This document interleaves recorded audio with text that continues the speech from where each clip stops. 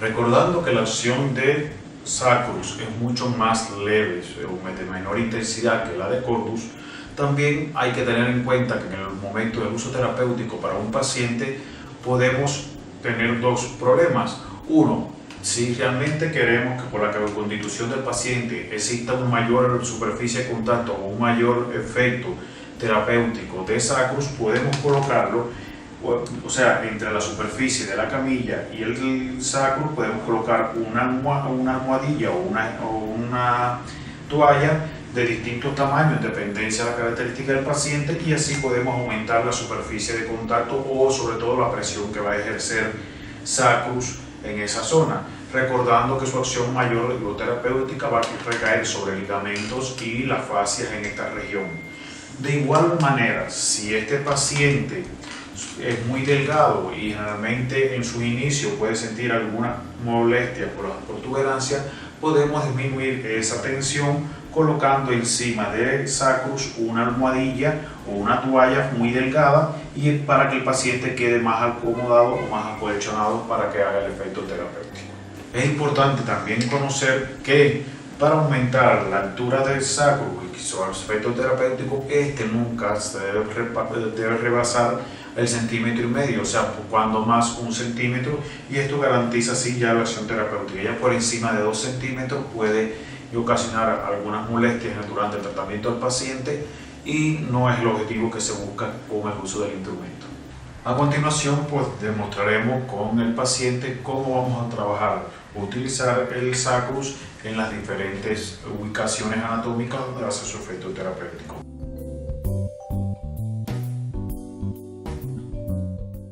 Para lograr un verdadero efecto terapéutico, la porción inferior del sacro tiene que estar en contacto con lo que es llamada la articulación sacroiliaca, o sea, su proceso inferior, para de esta manera lograr el efecto terapéutico, o sea, 1 centímetro o 2 centímetros por debajo de la articulación sacroiliaca. Y la porción superior debe estar a nivel de la región amplia o base del sacro, específicamente entre S1 y S2. Vamos entonces a pasar cómo se va a colocar el paciente. Por lo tanto, le vamos a pedir que primero se coloque la paciente en decúbito lateral. Una vez que está en decúbito lateral, le vamos a pedir que ella misma localice el coxis que está en la proximidad del agujero del ano, y entonces allí vamos a colocar de esta manera los procesos inferior, desplazándolo 1 centímetro hacia abajo. Buscamos la concordancia, vemos las crestas ilíacas. Si observamos las crestas ilíacas, aquí a partir de ellas se encuentra L5, aquí tenemos el proceso espinoso de L5 y el continuo sería entonces S1. O sea que de esta forma ella va a quedar la parte superior sobre S1 y la parte inferior sobre el hueso del coxis.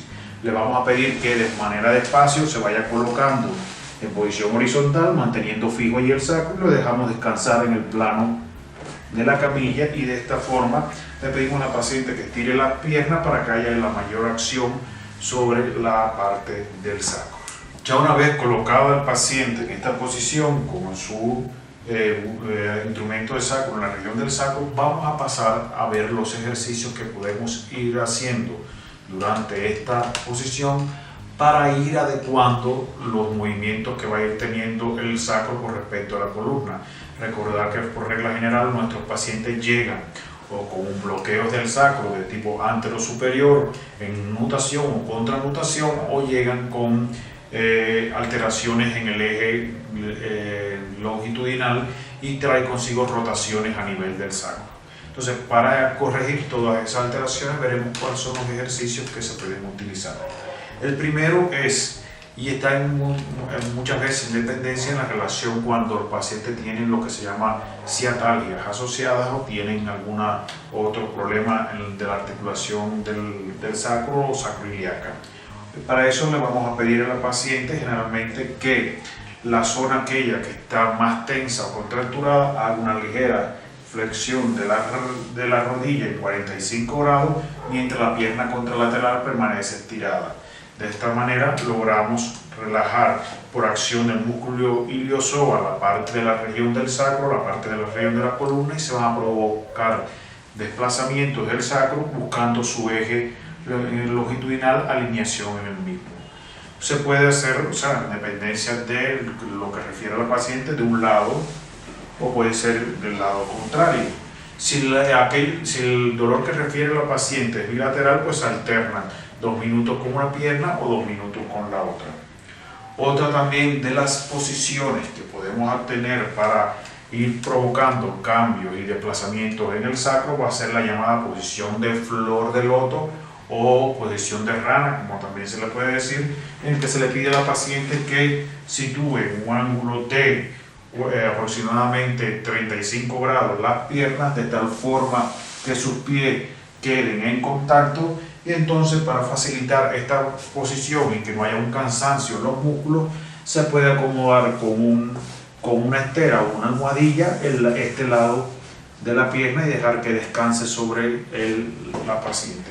Así se va a mantener igual por un periodo de 3 a 4 minutos. Recordar que esta posición es fundamental para estabilizar el sacro y sobre todo en aquellos pacientes donde tienen un sacro muy contrarrotado, y esto va a ayudar a que vaya buscando su posición y su estabilidad con respecto a la columna.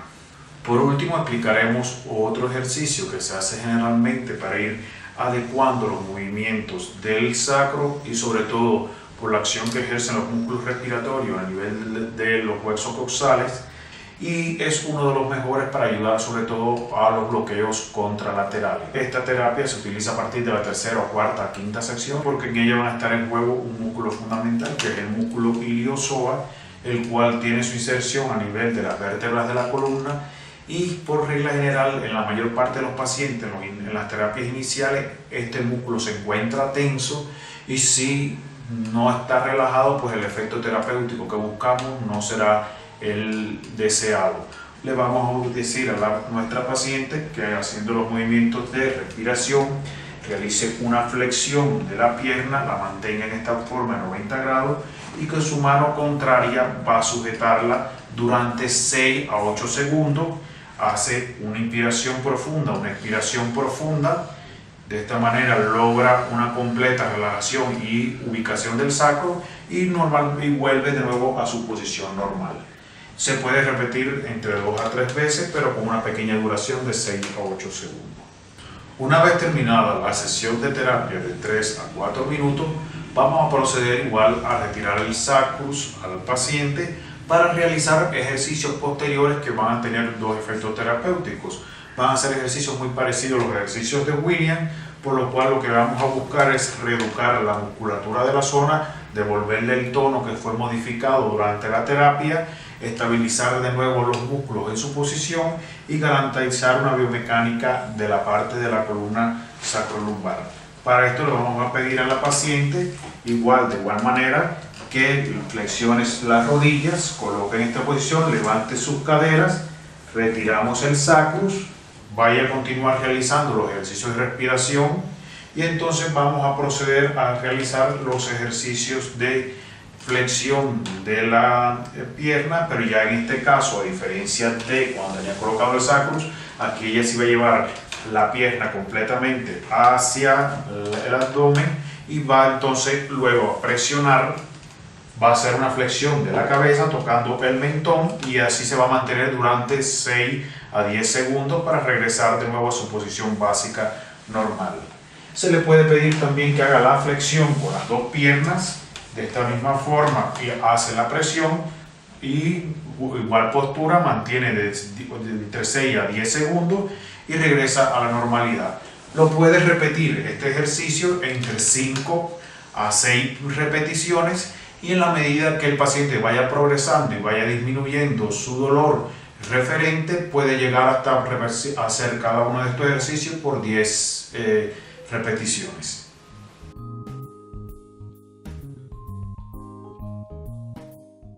Acordarnos que la vértebra atlas, como había explicado anteriormente, es una de las más dinámicas y controla muchos de los movimientos que tienen que ver con la lateralización del cráneo, el desplazamiento hacia adelante y hacia atrás cuando la columna cervical se mantiene fija.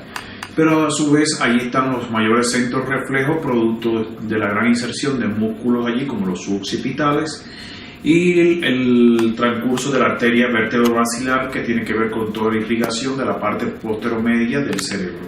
¿Dónde vamos a colocar sacrus en el caso de la vértebra atlas? Para eso vamos a buscar en nuestro paciente la línea de inserción del pelo. La línea de inserción del pelo colinda generalmente con la vértebra C2, C3. Debajo ahí vamos a encontrar la inserción donde está el tendón de la nuca hacia el hueso occipital, y un través de dedo por debajo, allí se va a encontrar la vértebra atlas. La parte superior, que no lastimaría ni haría daño al paciente, quedaría aproximadamente situado próximo a lo que es la unión entre el hueso occipital y los huesos parietales. De allí, de esta forma, logran no solamente relajar la musculatura en esta zona, sino los músculos que están debajo del cuero cabelludo también logran su relajación, y así puede disminuir la tensión en un paciente, la tensión tanto nerviosa, el estrés o las cefaleas. Pasamos a la continuación a demostrar cómo hace su efecto sacrus en la columna cervical. Recordar que lo que estamos buscando más que nada es que al accionar sobre la vértebra del atlas se produzca una tracción mecánica completa de la columna, como si la paciente estuviese en una máquina de tracción cervicolumbar. El objetivo para colocarlo y lograr este efecto sería el siguiente: los pasos a seguir para colocarlo. Lo primero que le vamos a pedir a la paciente es que flexione sus rodillas en 45 grados, se mantenga así esta posición. Luego nos colocamos para hacia la región cefálica. Le vamos a pedir al paciente que levante la cabeza. Buscamos el área o punto de la vértebra atlas, que está relacionado, como le dije anteriormente, debajo del proceso occipital y a 2 traveses de dedo de la línea de inserción del pelo. Vamos a colocar allí la base o región más amplia del sacrus sobre esta parte, colocándolo así de esta forma y dejando descansar la cabeza, y vamos a ver que la parte superior del sacrus quedará por encima de la unión entre el hueso occipital y el hueso parietal, lo cual no ocasionaría molestia en esta región. Le vamos a pedir entonces a la paciente, para comenzar a descender el sacrus, que trate de topar sin abrir la boca el mentón hacia el esternón. Logrando esta posición, le vamos a decir que manteniendo esa posición vaya bajando lentamente su cuello hasta dejar colocado el sacro en la superficie de la camilla.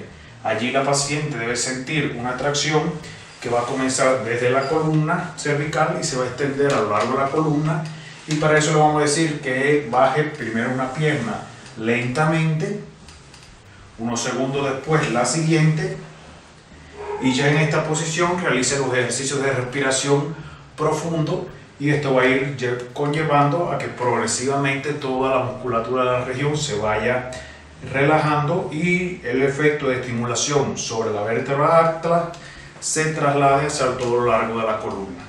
La paciente va a permanecer en esta posición durante un transcurso de 3 a 4 minutos para lograr el efecto terapéutico que en realidad deseamos. Otra de las características que tiene la colocación en esta posición es que si la paciente en el transcurso de estos 3 o 4 minutos se le produce tos o alguna otra molestia, una, ni se lastimaría el cráneo, y dos, pues no dejaría de surtir el efecto del sacro sobre lo que es la elongación o el nivel de tracción a través de la columna. Ya una vez terminada la terapia, de igual manera le pedimos a la paciente que flexione la cabeza, que logre tocar el esternón así de esta manera, retiramos el sacrus y le decimos que va a hacer a continuación una serie de ejercicios de tratar de tocar con el mentón el esternón sin abrir la boca. Le decimos que trate de hacerlo. 1, se mantiene 6 segundos, vuelve a lo normal. 2, vuelve a lo normal. 3, vuelve a lo normal. Y 4, puede hacerse de 4 a 6 veces. Y ya de esta forma hemos logrado el efecto terapéutico. Hay muchos terapeutas que aconsejan también colocar en este momento los dedos pulgares debajo de la mandíbula, el ángulo posterior de la mandíbula. Estos dedos irán colocados sobre la región occipital y se puede hacer una ligera tracción de la columna para así ya acabar de lograr el efecto terapéutico deseado. De esta forma, pues Sacrus ha actuado sobre la columna cervical y ha logrado todo el efecto que buscábamos de tensión, o sea, disminuir la tensión en la zona y lograr todo el efecto de tracción a nivel de lo largo de la columna.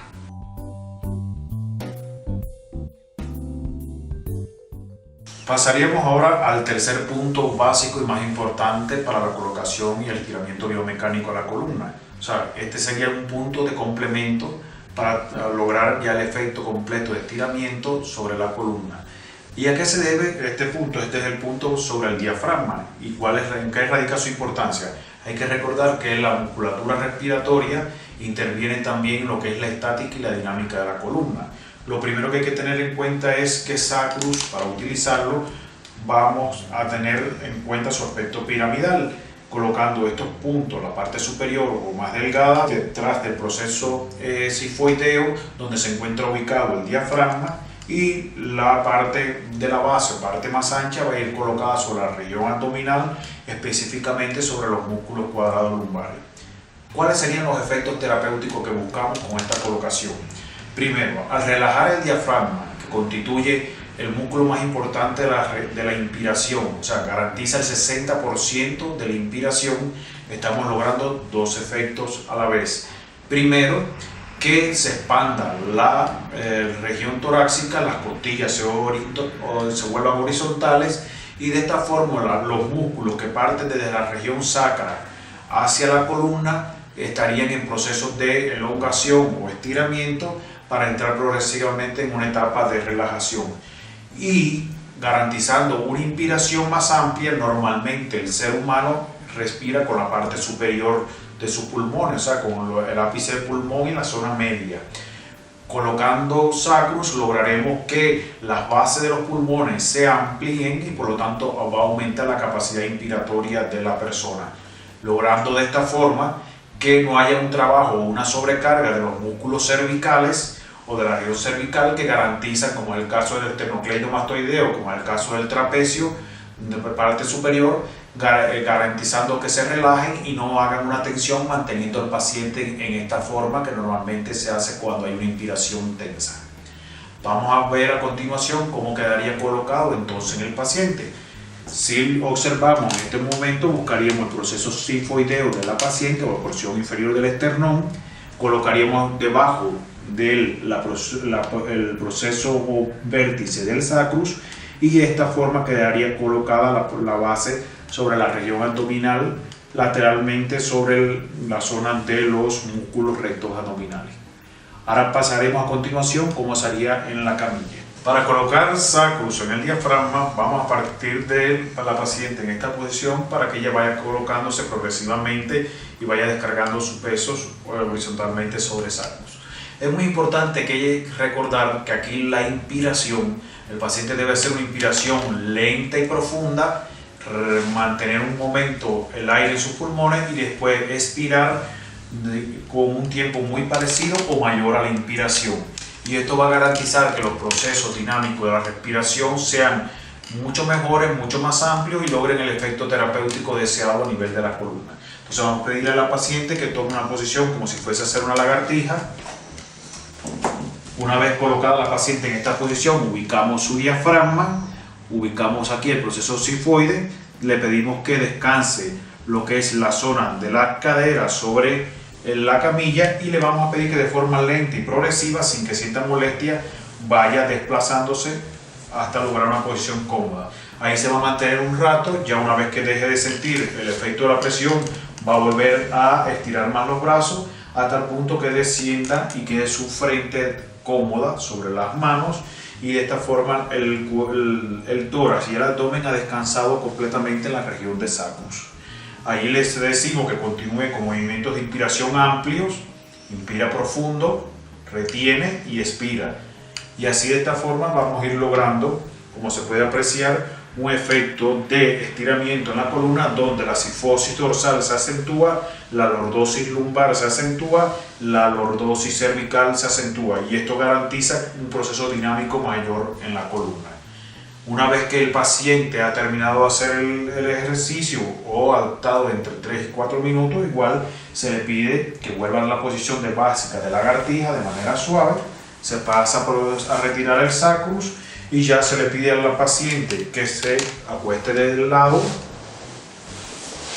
saque las rodillas debajo de la cama, flexione este momento y continúe en esta posición realizando ejercicios inspiratorios, donde va a tener una inspiración amplia y una expiración profunda.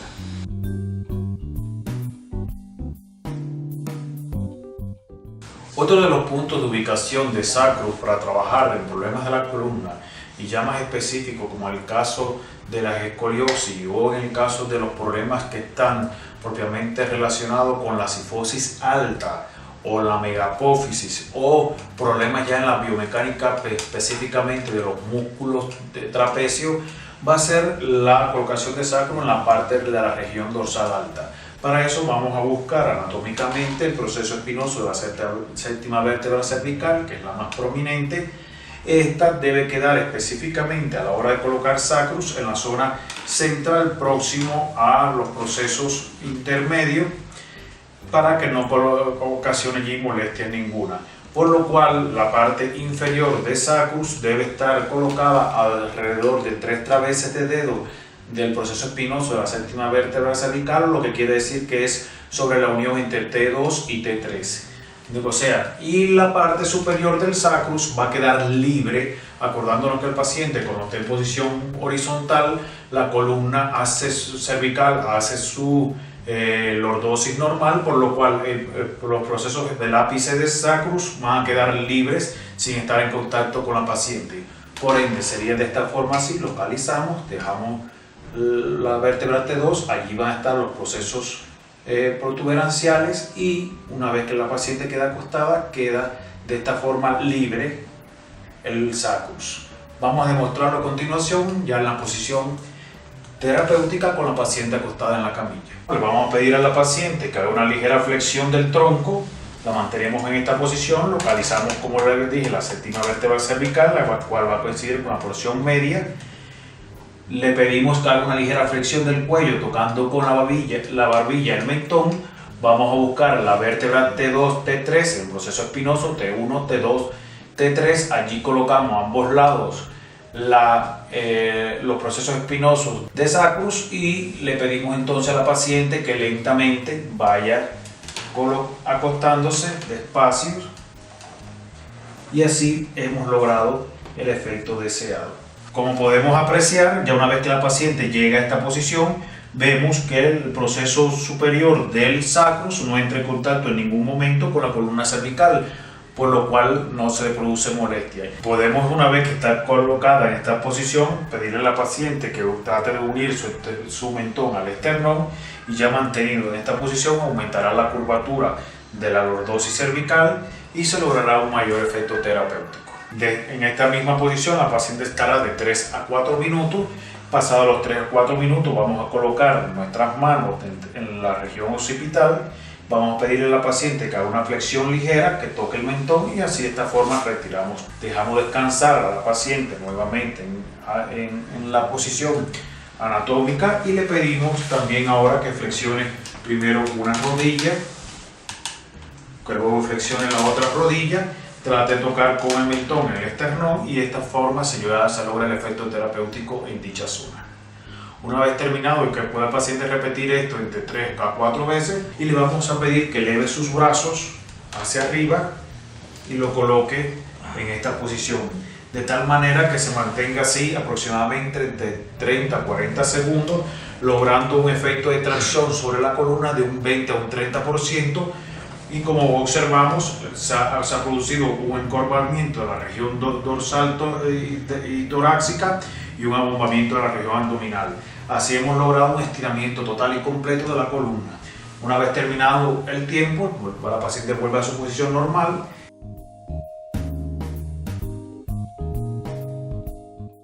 Entre los puntos auxiliares que se pueden tratar también para los problemas biomecánicos de la columna está la articulación de la cadera. Debemos recordar fundamentalmente que la articulación de la cadera es conocida como articulación pivote, porque a partir de ella constituye el eje donde el tronco va a flexionarse o va a extenderse. O lo mismo va a pasar con las piernas, va a haber una extensión o va a haber una flexión. Por lo tanto, es una articulación pivote que intervienen mucho en ella músculos que tienen una acción postural o una acción equilibradora. Y ahora vamos a hablar de dos músculos importantes que normalmente aparecen relacionados con todas las patologías de la columna o con los trastornos de la marcha. Y va a ser el músculo piriforme o músculo piramidal, que se inserta a la parte posterior de la región del trocánter, parte desde el sacro, o sea, su base está en el sacro y su unión va a ser con un tendón a nivel de la trocánter superior de la cabeza del fémur, en su parte posterior, y otro músculo potente que va a ser la fascia lata, que se extiende de la región de la meseta tibial por toda la cara lateral de la pierna hasta insertarse en la porción inferior del trocánter mayor de la cabeza del fémur. Por lo tanto, relajar ambos músculos y buscar un alivio de la tensión en los mismos garantizan que disminuya el dolor en la región sacroiliaca y así como una afección conocida como la ciatalgia secundaria a la contractura del músculo piriforme. Para el músculo piriforme estaríamos buscando el trocánter mayor de la cabeza del fémur. En la porción superior colocaríamos la parte más fina del sacrus y en la porción ancha del músculo que va hacia la región sacra colocaríamos la parte ancha de sacrus. De tal forma que cuando la paciente queda acostada lateralmente sobre la camilla, él haga su acción terapéutica o acción de Alon en esta forma. Ya en el caso del músculo tensor de la fascia lata, buscaríamos igual la cabeza, el trocánter mayor de la cabeza del fémur. En la porción inferior colocaríamos la parte más fina del sacrus y la parte ancha quedaría en la porción media del muslo, y de esta forma haría el efecto de tensión sobre el músculo de la fascia lata. Para eliminar la tensión dinámica entonces en la cadera, pasamos a colocar el sacrus en la región primero del músculo piriforme. Para eso le vamos a pedir a la paciente que coloque sus piernas en esta posición. Ya una vez que esté colocada con el brazo estirado y en este ángulo, vamos a localizar el trocánter superior del fémur. Vamos a pedirle que incline de esta forma, colocamos el sacrus y le pedimos que de manera lenta vaya manteniendo su cuerpo en posición horizontal, vaya extendiendo el tronco hasta dejarlo colocado en la camilla, y ahora va a proceder a estirar las piernas. Vemos cómo se observa la punta del sacrus haciendo su efecto terapéutico en la región del trocánter de la cadera. Para trabajar sobre el músculo tensor de la fascia lata, pues le vamos a pedir a la paciente, una vez que esté en decúbito lateral, que haga con la pierna que está en el lado superior, la coloque de esta forma, que le sirva como soporte, y la pierna inferior la eleve en esta posición, ayudado por el terapeuta sobre la región de la rodilla. Buscamos la región del trocánter, colocamos allí, debajo de la porción del trocánter, la parte fina del sacrus, y dejamos lentamente descender la pierna, manteniéndolo igual en esta posición entre 3 y 4 minutos. Partiendo de un principio biomecánico muy importante, todas las alteraciones que se sufren a nivel de la columna, por ende las extremidades van a sufrir igual alteraciones biomecánicas dependiendo de las mismas. Y esto se debe fundamentalmente a las acciones de las que llamamos cadenas cinemáticas. Por lo cual es muy habitual que cuando tratemos un paciente de la columna encontremos que a nivel de la cadera o a nivel de la rodilla y a nivel del tobillo se produzcan dislocaciones o alteraciones biomecánicas. Fundamentalmente la articulación de la rodilla es una de las que más alteraciones biomecánicas va a sufrir por los movimientos que podemos observar a nivel de la rótula o patela.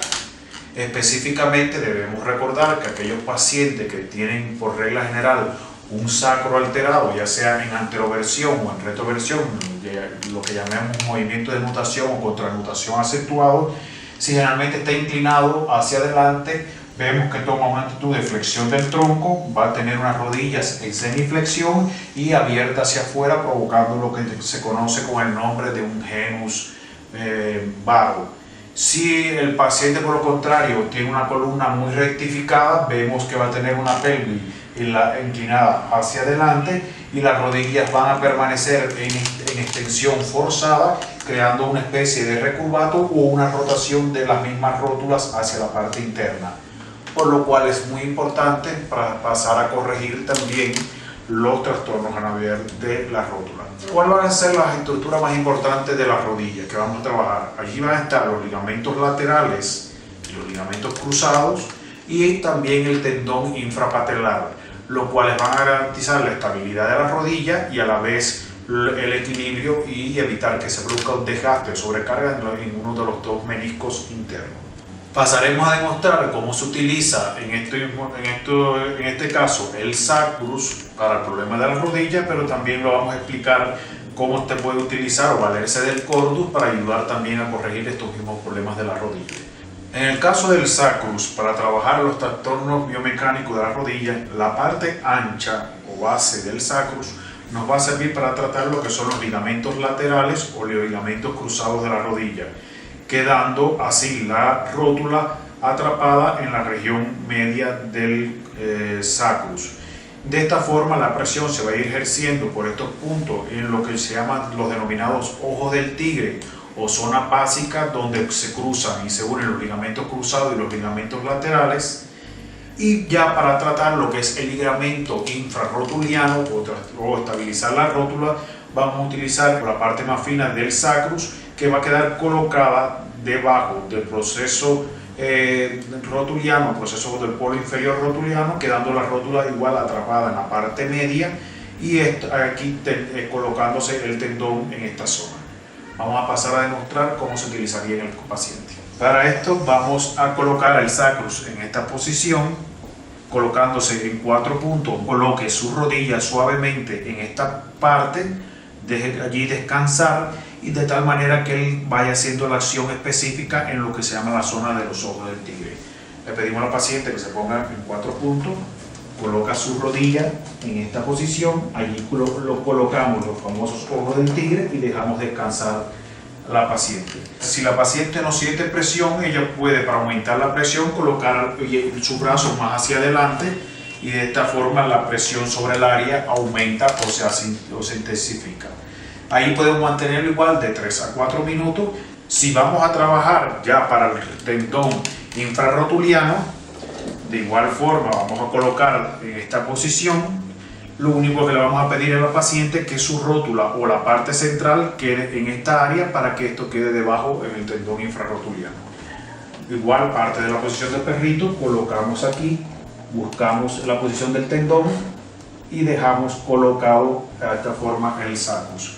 De igual, si quiere aumentar el nivel de tensión, le pedimos que sitúe hacia adelante y se mantenga así en esta posición de 3 a 4 minutos. Si la paciente tiene mucha elasticidad, como el caso de ella, pues podemos partir desde esta misma posición, colocándolo aquí, y le decimos a la paciente que incline su tronco hacia adelante y ya de esta forma mantiene la presión o la tensión sobre el área.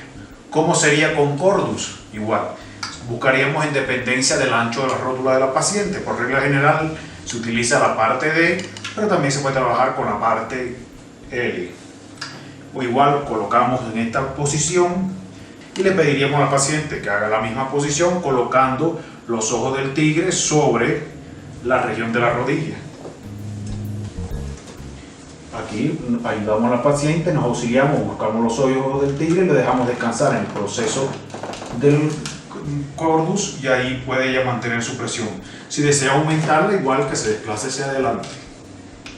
Una vez situado 3 o 4 minutos, le pedimos que regrese a su posición básica y así hemos terminado. Por último, para terminar una corrección biomecánica y lograr una estática postural bastante bien definida en un paciente, no debemos olvidar nunca el pie. Acordamos que el pie es el trípode donde descansa la columna y donde descansa todo el peso del organismo. Por lo tanto, le vamos a prestar atención a lo que son los 3 puntos básicos de apoyo, que es el calcáneo, la primera cabeza metatarsiana del dedo grueso y la quinta cabeza metatarsiana del quinto artejo del pie. Por ende, a la hora de colocar sacrus, vamos a buscar que los puntos de apoyo de este sacro, que es la parte más fina, coincida con el hueso calcáneo, mientras que la porción de la base del sacro coincida con la quinta y la primera cabeza de los metatarsianos del pie. ¿Qué va a garantizar esto? Que el músculo de la fascia lata se relaje y por acción refleja lo que son los músculos tensores del arco longitudinal del pie, como es el tibial anterior, los músculos peroneos y el tibial posterior, logren una estabilidad del pie y de esta forma por acción refleja se produzca una corrección de la posición del sacro y del resto de los huesos que conforman la columna.